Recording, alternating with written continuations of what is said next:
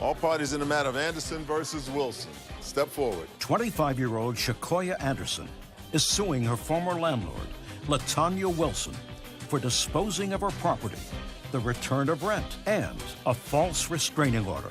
Miss Anderson, you rented a room from the defendant. How did you know her? Through my children's father, Your Honor. How long had you known her before you rented a room from her? It's been a couple of years. And you were paying her $200 a month rent? Yes, Your Honor. When did you start paying her rent? In February. February of this year? Yes, Your Honor. And is that when you moved in? Yes, Your Honor. When did you move out? May 12th of 2015. And you paid May's rent? Yes. Tell me why you moved out on the 12th after having paid the rent. Because it was an incident that occurred dealing with a lot of drama, hearsay. And she made a phone call to my cell phone stating that I needed to come get my kids and my belongings. You remember that conversation? Yes, I remember that conversation. And the reason why that she was asked to move is because they constantly was fighting. Just a second. You told her to move in the middle of the month, and she had already paid rent for that month. And now you're going to tell me that you told her to move because she was having a fight with her boyfriend. No. With whom? The police was called. They was outside. It was 3 Who's to 4. they?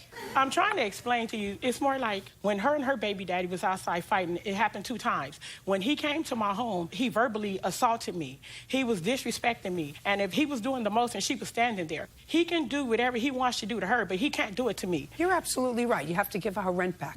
And you have to give her rent back. Okay, why? so that's the why? police told her, and the judge also told her too. I went to court once before, and the judge told her to stay as far away from me as she could. Perfect. And I also... No, that's perfect. That's all fine. But she I'm listening to what you say. You took her rent.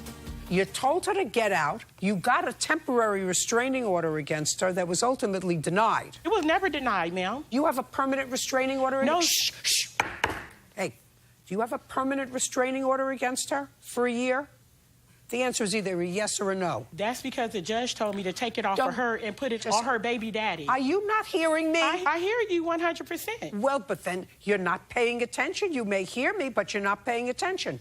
You do not have a permanent restraining order against her. She was your tenant. The fact that the person who fathered her child is a disrespectful clown, I'm perfectly sympathetic about. You have to return her rent.